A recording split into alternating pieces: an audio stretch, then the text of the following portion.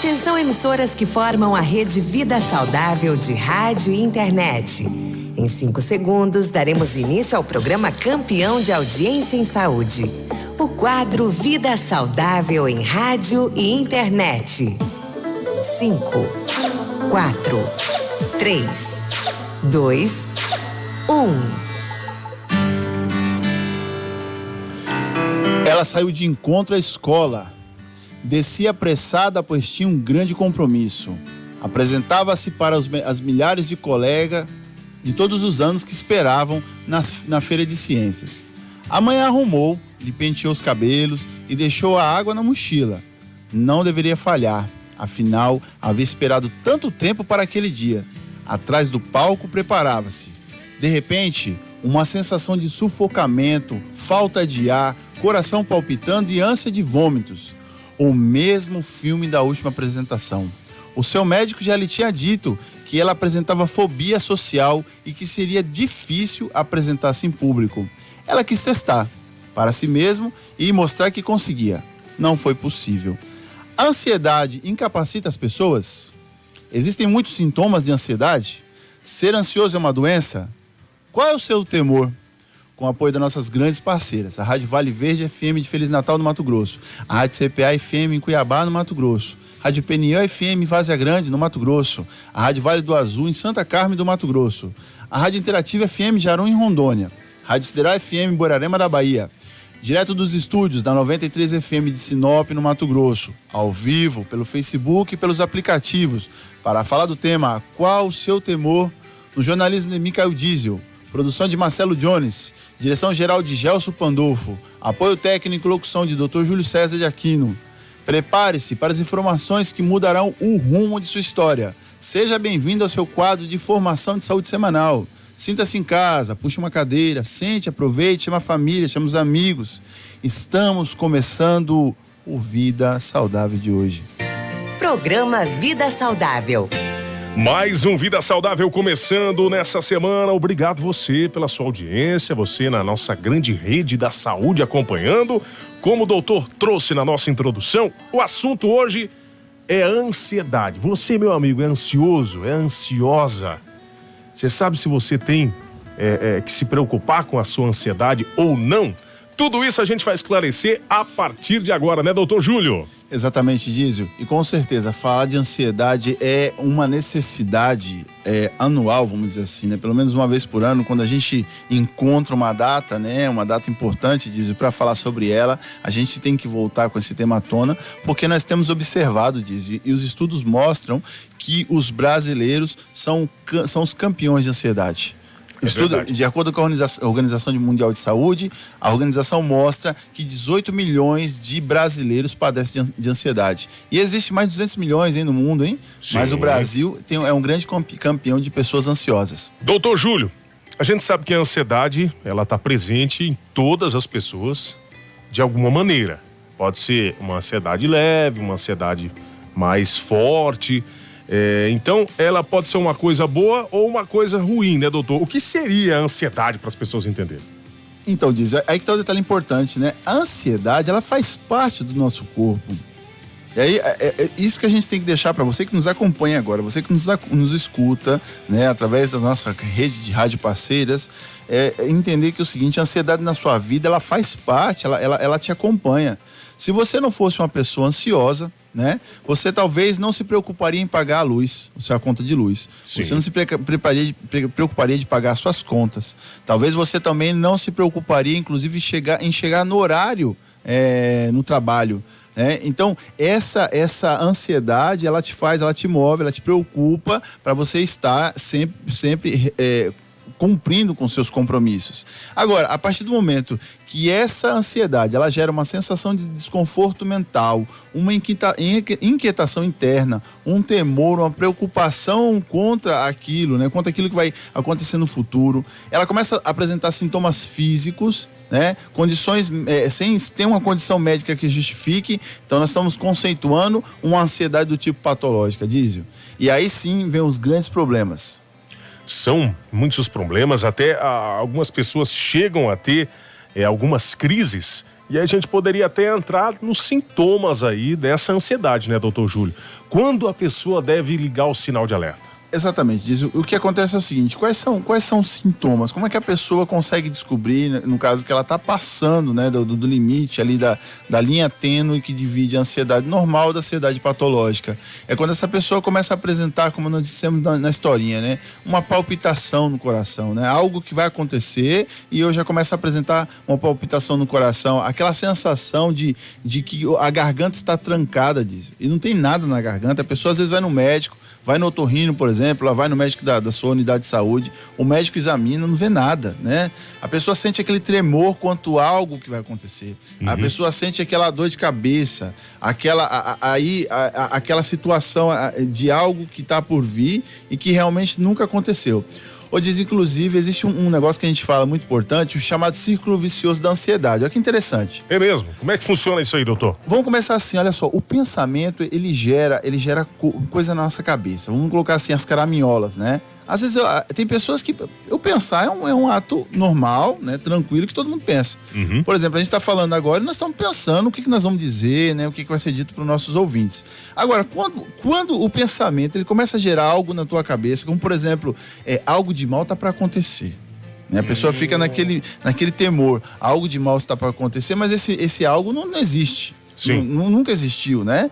Ele começa a gerar, então, sintomas no corpo da pessoa. A pessoa começa a ter batimentos no coração, a pessoa começa a ter falta de ar, desconforto, mal-estar geral. Tem pessoas que, por exemplo, ela trava, né? É aquela mesma situação do medo, por exemplo, quando você vê um leão, né? Só trava. Tem pessoas que param e não conseguem se mover. Não conseguem, é verdade. Aí, olha só o detalhe importante, Dízio. Aí, quando a pessoa começa a sintomatologia, ela gera outro pensamento. Pensamento assim, será que essas coisas que eu estou tendo, esses sintomas que eu estou tendo nesse momento, não vai me matar? Eu preciso de alguém para me ajudar. Quem é que vai me ajudar? E aí começa então aquela angústia, ela começa a tentar buscar alguém que está do lado. E aí nasce então a chamada ansiedade patológica, ansiedade como tal, né? E aí essa pessoa então vai ter um ciclo de ataques. E aí só que o detalhe importante, como ela gravou isso na mente dela, isso gera um trauma. Traumatiza. Ela não quer viver aquela experiência de novo. E aí gera um chamado pânico. Toda vez que ela viver uma situação muito parecida, mesmo que seja pequena, ela gera um pequeno pânico. Já fica em pânico. Seria isso a tal da síndrome do pânico, algo assim, doutor Júlio? Exato. A síndrome do pânico, inclusive, é um tipo de ansiedade, Dízio. Inclusive, a gente classifica ela nos grupos de ansiedade, como, por exemplo, a ansiedade generalizada é aquela ansiedade que tem vários sintomas, né? Dor de cabeça, quando a gente falou, palpitação, boca seca, né? Agora, o pânico, por exemplo, o pânico depende quando a pessoa é exposta a algo em que lhe causou o pânico. Vamos dar um exemplo, a chamada claustrofobia, né? A pessoa entra dentro do elevador e talvez em algum momento da vida dela ela sofreu algum trauma que quando ela esteve em um lugar possivelmente fechado, e aí gerou uma válvula, um pensamento na mente dela. E aí, quando ela entra dentro do elevador, por exemplo, lugar fechado, ela começa a ter essas sensações. Ela tem pânico, fobia àquele momento. Pode acontecer também com pessoas que têm dificuldade para nadar em rios, em outros lugares. Exatamente. Inclusive, tem também um tipo de ansiedade chamado transtorno do estresse pós-traumático, Dízio. A pessoa teve um trauma e depois ela vai ter o transtorno. E muitas vezes é uma coisa que pode ter acontecido lá no início da vida, né, doutor? Exatamente. Quando criança. Com certeza. Ou algo que ela viveu há pouco tempo. Vamos dar um exemplo? Nós tivemos há alguns dias atrás aquele evento, né, que o sequestrador sequestrou o ônibus no Rio de Janeiro, né? E ali tinha várias pessoas. Tinham muitas pessoas. E ele com arma, dizendo que ia matar aquelas pessoas. Dizendo que ia queimar o ônibus, fogo. Então você imagina, uma das pessoas que saíram, quando ela saiu, ela desmaiou. Ela desligou, vamos dizer assim. Ela fez um curto-circuito e desmaiou. Agora as pessoas que estavam lá dentro, elas se manteram firmes, tranquilas. Só que depois daquele evento, talvez alguma daquelas pessoas, elas vão pegar o ônibus e elas vão ter medo. Quando ela entrar no ônibus, será que vai acontecer de novo? Será que vai ter um sequestrador? Será que esse evento vai acontecer de novo? E aí começa todo um pânico, toda uma sintomatologia que impede ela de seguir a vida. Toda pessoa que passa por um trauma assim deveria procurar um psicólogo ou só apenas aquelas que sentem que sentem esses sintomas, digamos assim? Então, seria uma maneira de prevenir ou não? Ou tem pessoas que conseguem superar essas dificuldades e segue a vida e nunca vai ter um problema como esse? Exato. Aí que tá um detalhe importante. Se eu te fazer uma pergunta agora, falar disso, você lembra de algum trauma? Talvez você vai falar, na tua mente vem rapidamente um trauma, algo que te causou um trauma. Mas esse trauma talvez foi tão tranquilo na sua vida que você lembra ele com um pouco de tristeza, um pouco de apreensão, talvez te dá uma pequena palpitação. Sim. Mas você não deixa de viver nos ambientes em que aquilo pode acontecer, por exemplo. Exatamente, você segue a vida. Agora, se eu te falasse, por exemplo, Diesel, me fala um trauma, me lembra o trauma, e esse trauma nesse momento você deixasse até de falar, ou seja, você deixasse de executar essa tarefa que nós estamos executando agora. Sim. Então você está diante de uma situação incapacitante.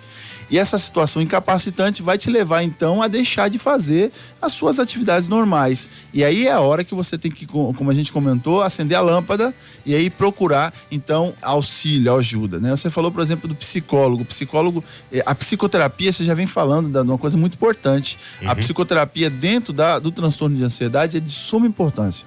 Um abraço especial a vocês, psicólogos, né? Grandes amigos psicólogos. Fazem um grande trabalho. Que fazem um grande trabalho. Eu com certeza, eu sou um profissional que eu penso assim, no tratamento da ansiedade, né, os pacientes que eu cuido, eu não consigo, não tenho a visão, vamos dizer assim, né, de prosseguir um tratamento sem ter um auxílio, um paralelo. Por exemplo, você não faria um tratamento apenas com remédios, mas com exatamente, Diesel. Aliados, né, digamos assim. Exatamente. Lado a lado, né, o psicólogo e também a questão do psiquiatra. E eu vou até aumentar, viu, a equipe multidisciplinar, porque às vezes tem terapeutas, às vezes tem alternativas, Diesel, porque nem sempre a gente conta com uma equipe multidisciplinar, como o caso do psicólogo ou psiquiatra.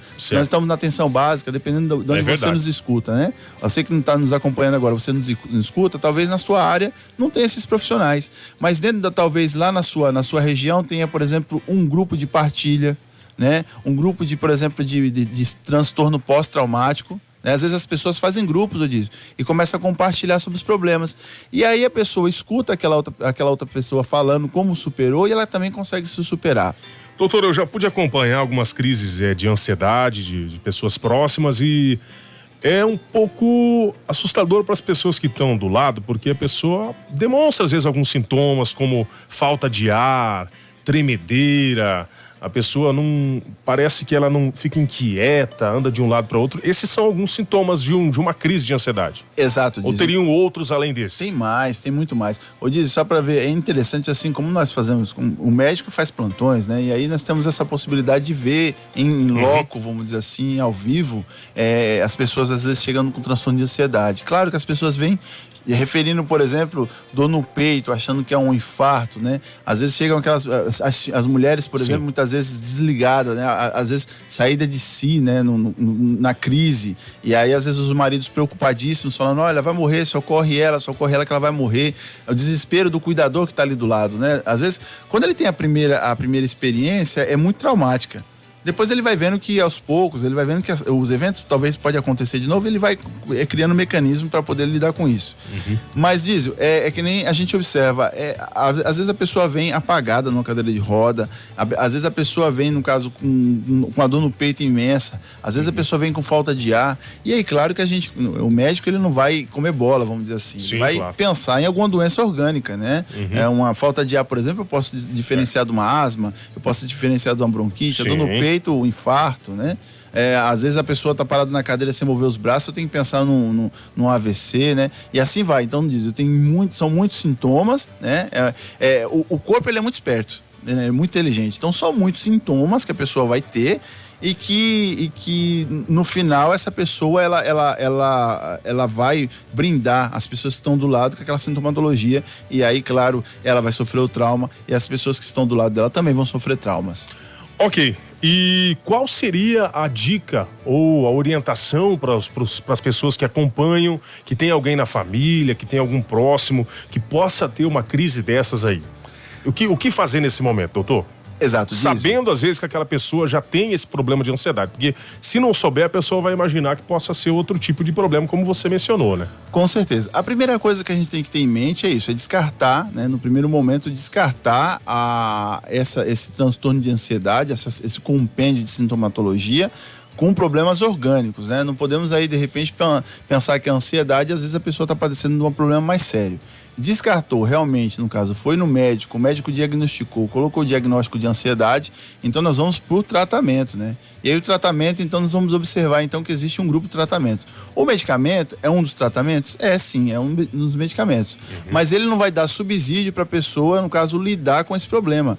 Porque, às vezes, muitas vezes, eu digo, a ansiedade, ela acaba cronificando. Ela vai durar o resto da vida para a pessoa. Então a pessoa tem que aprender a conviver com isso, né? Inclusive tem até uma informação, Dízio, eu preciso dar uma estudada maior, mas vou dar uma adiantada sobre aqui, que muitas vezes as crises, elas duram minutos. E a pessoa, uma vez que ela conhece a crise, ela vai ver que passou aquele certo tempo, 5, 10, 15, 20 minutos, ela vai estar normal de novo. É importante a pessoa, acho que está do lado, falar, não, tô aqui, fica tranquilo, né? Para passar uma certa segurança se tiver alguém, né? Exatamente. Ao lado dessa pessoa em crise. Isso é o detalhe que a gente tem que falar sempre, viu, Dízio? Não menosprezar o sintoma do próximo, porque às vezes você é o cuidador, ou você que é profissional de saúde também, que tá nos acompanhando agora, né? Ah, não, olha só, já vem de novo aquela pessoa que sempre dá piti, já vem aquela pessoa de novo que faz escândalo, que vai fazendo todo um teatro. Talvez naquele momento é um teatro, mas isso aí pode evoluir, Dízio. A ansiedade, muitas vezes, quando a pessoa ela começa a se ver presa, que ela não consegue dar sequência na ansiedade, ela se deprime. Aí nós caímos na depressão.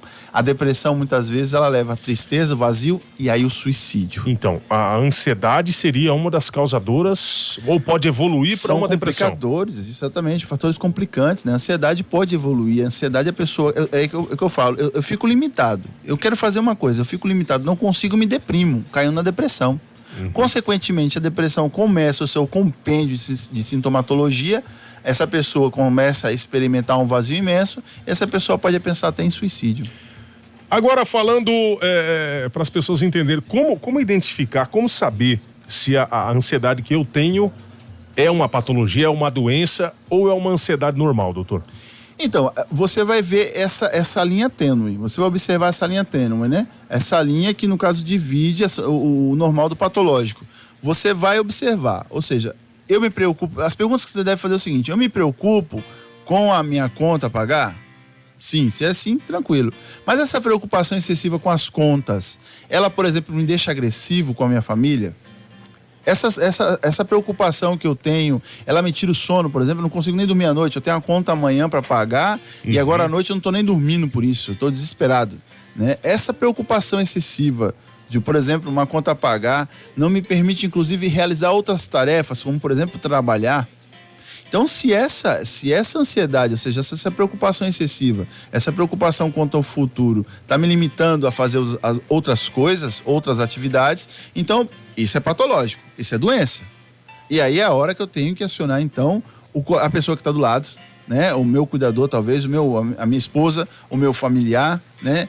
Ou até mesmo, se eu tenho essa coragem, eu já chegar direto, marcar uma consulta no médico, expor para o médico essa informação, ou para o psicólogo, alguém, um profissional preparado para lidar com essa sintomatologia. Pode ter a ansiedade boa também. Vou fazer uma viagem de férias. E aí eu não... Faz parte, né? Falta um mês, eu não paro de pensar nessa viagem. Vamos pensar um contrário? Você imagina, você tem a viagem de férias, você fala, olha, deixa pra cima da hora. Aí você tem que lembrar que a viagem de férias, você tem que comprar a passagem aérea, se você vai de avião, passagem de ônibus, se você vai de ônibus. Você tem que fazer reserva na casa, ou no hotel, ou a que seja, onde você vai ficar. Você tem que organizar o seu passeio. Então, se você deixar para cima da hora, a viagem corre o risco de não funcionar. É que nem a apresentação. Muitas vezes, essas pessoas, por exemplo, que têm às vezes ansiedade antes da apresentação, às vezes elas falham e às vezes caem em crise na hora da apresentação exatamente por isso. Porque não repassou a apresentação, porque não se preparou antes, uma prova, não estudou o suficiente. Então, a dica é: prepare-se antes, deixe tudo no jeito, tudo certinho, que com certeza na hora a coisa vai fluir da forma correta. A ansiedade é uma coisa, como você falou em apresentação, quando você se coloca, às vezes tem que falar com muitas pessoas, isso causa uma apreensão em muita gente, né? Exato. E isso até eu que sou um profissional de comunicação, no início da minha carreira, digamos assim, eu tinha um pouco sentia bastante ansiedade quando tinha que apresentar um evento, algo para muitas pessoas. E com o tempo isso vai diminuindo, você vai aprendendo a controlar, né, doutor? Exatamente, diz. As pessoas também me perguntam sempre, né, doutor, nossa, você tem uma forma de falar de tranquila e tal. né? Mas isso é o tempo, é a profissão, né, diz. Isso vamos dizer assim, a pessoa vai lidando, vai aprendendo a lidar dia a dia. Doutor, é mais ou menos assim como você aprender a andar de bicicleta. Exato. Você tem que tentar, você vai cair no início, mas depois... Vem a grande pergunta, doutor? hoje você sobe... Não pode ter medo de tentar. Com certeza. Hoje você sobe na bicicleta, você fala, não, eu tenho que brecar, eu tenho que pedalar. Sim. Não, você sobe, monta na bicicleta e vai embora. Aqui é a mesma situação. É claro que no primeiro momento, por exemplo, você que às vezes tem medo de falar em público, no primeiro momento você vai estar preocupado, você vai ter aquela ansiedade das pessoas te olhando, cobrando, mas depois você vai aprendendo, né, as malícias, vamos dizer assim, que a gente fala do dia a dia, da oratória principalmente, né? E aí, quando chega toda, né, a diferença, você consegue resolver o problema. Você falou essa ansiedade, diz, só a título de curiosidade, chama fobia social. E tem também a chamada agorafobia ou agorafobia, que é medo de estar em público, diz. As pessoas que vão pro banco, por exemplo, chega dentro do banco, aquele monte de gente na fila, a pessoa desmaia, a pessoa se urina, por exemplo. Não sabia que tinha agorafobia. A Jaqueline fez um comentário antes, quando você estava falando dos sintomas. Ela falou, eu estava com esses sintomas todos que o doutor falou lá na minha gravidez, mas estou bem agora, eu acho, segundo ela, a Jaqueline. Exato. Você observa que as pessoas vão, né? Quando a gente dá informação, né, diz, as pessoas vão vendo, né? Até que limite que tá, porque às vezes a pessoa pensa que a ansiedade normal é patológica, né? E aí, um abraço especial, Jaqueline, pela informação. Temos algumas perguntas aqui. O Anésio tá ouvindo a gente e ele mandou, doutor, o toque é um tipo de ansiedade? Como saber se compulsão é doença? Uma pergunta aqui que chegou. Legal, importante. Odísio, no caso do toque, o transtorno... O que seria o toque, pra quem não sabe, né? Isso, o transtorno obsessivo compulsivo, inclusive nas últimas denominações, que existe uma regra, né, mundial, né, que faz as divisões, né, no caso que é do lado DSM-5, que a gente fala, que é da Associação Americana de Psiquiatria. Ele separou o toque da ansiedade, mas as sintomatologias do toque é muito parecida, né? Porque a pessoa tem aquele desejo, aquela compulsão de realizar coisas. Vamos dar um exemplo, Dízio. Com certeza, talvez na sua casa, ou algum parente seu, algum conhecido seu, tem aquela compulsão de falar assim, ó, quando vai arrumar o guarda-roupa, camisas verdes, camisas amarelas, cuecas no mesmo lugar, meias brancas. Exatamente. Né? Ou aquela mulher, por exemplo, que chega em casa e fala, eu preciso deixar essa casa arrumada, eu não posso dormir sem deixar, por exemplo, a pia limpa, com a louça lavada. Então, isso é compulsão, ou seja, a pessoa na realidade ela tem um ato de um perfeccionismo, vamos dizer assim. Sim. E nos casos extremos, eu já vi exemplos de pessoas que precisavam, por exemplo, vai programar o celular para despertar, precisava programar 3, 4, 5, 6, 7, 8, 9, sei lá quantas vezes, até ela ter a certeza que ela salvou no horário certo o despertador, por exemplo, ou se ela fechou ou não uma porta. Exatamente. Aí já é um caso mais extremo, né? Porque às vezes, assim, um dia na semana, de repente você pensa, será que eu fechei a porta? Aí você volta, né? Você volta do seu lugar. É verdade. Ou será que eu já fechei o portão de casa direito hoje? Exato, também é. Aí você volta. Agora, eu disse, você imagina isso todo dia. A pessoa fala, será que eu fechei? Deixa eu confirmar. E aí a pessoa tá indo trabalhar, chega atrasado no emprego, ou a pessoa, por exemplo, tem um passeio para fazer no sábado, por exemplo, né? Como o sábado agora, que é um feriado, a pessoa fala, não, eu vou ficar em casa que eu tenho que arrumar a casa, porque a casa tem que estar limpa, arrumada. Ou seja, a pessoa deixa de fazer as atividades normais por uma obsessão. Ou seja, ela tem uma compulsão de realizar tal coisa e uma obsessão de deixar aquele negócio pronto. Aí nós temos o transtorno obsessivo compulsivo. Nós temos casos de pessoas, por exemplo, Dízio, que se você tocar nela ou ela tocar numa maçaneta de uma porta, ali ela acha que tem micróbios, ela tem que lavar a mão. Temos casos patológicos de pessoas Qualquer coisa já vai lavar a mão, né? Lavar a mão. E pessoas que arrancaram a pele da mão, tá totalmente descascada, sabe? Chega dentro do consultório desse jeito. E aí já é doença. Então, esse é o problema. Então, sempre qual é a linha tênue? É observar. Essa compulsão que eu tenho de perfeccionismo tá me adoecendo? Se ela estiver adoecendo, você tem que procurar ajuda profissional. Se não tiver, vida segue. A Josefa fez mais uma pergunta pra gente já encaminhando pro final. Existe algo que dê pra fazer pra evitar a ansiedade? A pergunta dela, doutor. Dízio, na realidade, assim, para evitar a ansiedade, não, porque a ansiedade ela já existe, né? Ela já faz parte do nosso corpo. Agora, É que nem a gente falou no grupo né, na hora da Rádios Parceiras, é o seguinte: se essa doença, né, se a ansiedade, ela passa do limite, né, e vira doença, a pessoa começa a ter sintomatologias ruins que tiram ela, deixa ela de fazer as atividades diárias comuns, aí sim é problema. Ok, outra pergunta aqui pra gente fechar, a Ângela.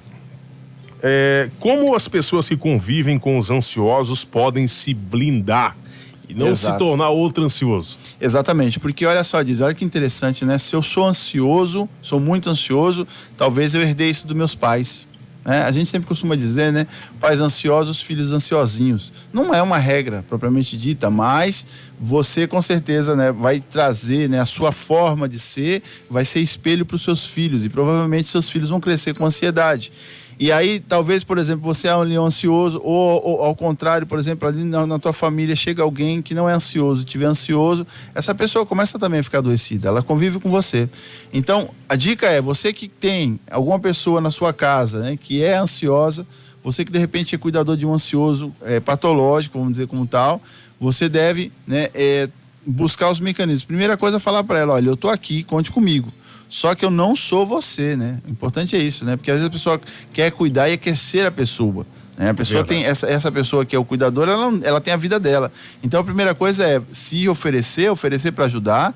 Agora, não tomar para si os problemas do próximo, né? E aí, claro, dentro dos mecanismos que você tem, orientar essa pessoa, né, que é ansiosa, a procurar ajuda médica, né? Geralmente, eu digo, as pessoas não procuram um médico, não procuram um profissional especializado, psicólogo ou médico, porque elas falam: não, o psicólogo é para doido, né? O psicólogo é para pessoa adoecida, eu não estou adoecido. E aí quando quando chega na consulta médica, a coisa tá tão grave, na consulta do psicólogo também tá tão grave, que o tratamento ele acaba sendo mais prolongado, ele vai ser maior, né? Às vezes o tratamento era mais tranquilo, mas foi maior, se tornou prolongado porque a pessoa realmente está num estágio muito grave da doença. Faltando só 2 minutos pro meio-dia, é hora do nosso Receitas pra Vida, para fechar aqui o Vida Saudável de hoje. Vamos lá. Receitas para a vida. Receitas para a vida. Receitas para a vida. Qual o seu temor? Diz o doutor, o professor e o mestre. Ter ansiedade é uma relíquia, já dizia os livros meus. Serve para pagar as contas e o trabalho no horário chegar. O que não vale é a dor no peito, vômito, angústia, sudação, daquilo que ainda não veio, mas pode vir, causando desconforto hoje então. O ansioso sofre calado, mostra os sintomas quando dá, no sofrimento do falar, do agir, do pensar, no grande público apresentado.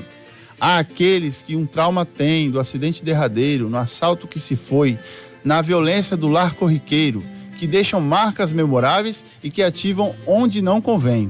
Há também aqueles que sofrem da avaliação da prova de falar, à espera do filho chegar, do marido que vai se atrasar, chora, trava a goela, aperta o peito, dói o ombro, perna e cabeça. Penalizam também a certeza de que nada físico tem. Como será o amanhã? O que me espera ao acordar? Na verdade não sei. Desafios virão, oportunidades também. Só não vale os sofrimentos que retém o ansioso agonizante a esperar. E nesse embate do pensar, da angústia que convém, vai ficando o que se foi, vai chegando o que virá. O que me permite é falar da ansiedade que destrói. Médico, psicólogo, terapeuta e tudo que for gente do bem. Buscai um deles ainda cedo para a minguada ansiedade controlar. Assina Júlio César Marques de Aquino, Júlio Cazé, para os Receitas para a Vida. Parabéns, doutor Júlio, pelas palavras, hein? O doutor Júlio aí, que é um grande escritor também, pra quem não sabe, né, doutor? Fala um pouquinho sobre a obra lá. Exatamente. Pra gente fechar duas aqui. Coisas importantes. Deixa eu lembrar uma coisa importante aqui. Eu quero mandar um abraço especial, não posso esquecer, ao Marcelo, meu amigo Marcelo Ferreira Marcelo, e o pessoal da UBS Ibirapuera e Boa Esperança também, que pediu o abraço, né? O pessoal tá aí, se sempre mandar, sintonizados, né? Eu apanho. Os profissionais da saúde, um abraço a todos vocês e o nosso carinho e o nosso respeito por vocês também. Exato, Odísio. E para mim também foi de grande alegria e grande valia. Na semana passada, Odísio, eu acabei sendo, né, fui condecorado, né, fui, no caso, nomeado, né, imortal da Academia Sinopense de Ciências e Letras, né. Opa, parabéns, doutor pela Júlio. oportunidade. Você merece. E fiquei muito feliz, né? Coloquei meu patrono, né? O patrono, a gente tem, quando você é um imortal, você é um das pessoas, né, que está na Academia Sinopense de Letras. Sim. Lá você tem que nomear seu patrono. E meu patrono é o Moacir Clear, um dos grandes escritores aí, foi também membro, né? No caso, é imortal da Academia Brasileira de Letras, né? E eu me espelhei nele para escrever. E para quem quer, né? Quem está conhecendo já vamos adiantar, Dísio. Logo vem o lançamento também do Receitas para a Vida. O livro já está pronto, já está aí na edição. Então você que está por aí escutando, se você quiser também o seu exemplar, aguarde um pouquinho. Assim que lançar, a gente já vai falar também aqui, né, Dísio? Para as pessoas ter também aí e aprender um pouquinho mais. É verdade, com prazer a gente vai falar dessa obra do Dr. Júlio. Doutor, obrigado pela sua presença aí, bom final de semana. Ô Dísio, um abraço especial a você, meu amigo, abraço especial a todos os nossos ouvintes que nos acompanham aqui, que também compartilham conosco sempre dos temas aí importantes do Vida Saudável. Sempre um grande aprendizado com ele, Dr. Júlio, aqui com a gente todos os sábados, das 11 ao meio-dia no nosso Vida Saudável. E agradecemos também aos nossos patrocinadores, a Farmácia Economize, na Avenida André Maggi, em frente ao Machado, WhatsApp 99934-5577. Muito obrigado também à Pro Saúde, produtos naturais, orgânicos, alimentos funcionais, sem glúten, sem lactose, integrais, a granel é lá na Pro Saúde, na Rua das Nogueiras, 953, Sala 1, no centro de Sinop, pertinho ali da rodoviária, em frente ao posto de combustíveis. O telefone é o 3515-8495 ou 99925-4247. Grande abraço, obrigado pelo carinho, pela companhia. Semana que vem voltaremos com mais um Vida Saudável. Até semana que vem, doutor. Até semana que vem, Diz. Até semana que vem, pessoal. Programa Vida Saudável. Informações, dicas e promoção de saúde. Olá, vamos falar de colágeno. Hoje eu vim falar para você sobre o colágeno Verisol da Pro Saúde. Com comprovação científica de resultados, o Verisol é novidade no mercado de fitocosméticos. Mulheres que usaram Verisol constataram diminuição de até 10% nas rugas e marcas de expressão após 30 dias de uso. O Verisol é o colágeno ideal para a pele da face, agindo como anti-envelhecimento, diminuindo as linhas de expressão e melhorando a textura e elasticidade da pele. Além do Verisol, a Pro Saúde possui mais de 100 itens de marca própria. Acesse o nosso site e conheça os nossos produtos. Pro Saúde, vive uma vida integral. Na Economize é sempre mais barato. É preço baixo todo dia.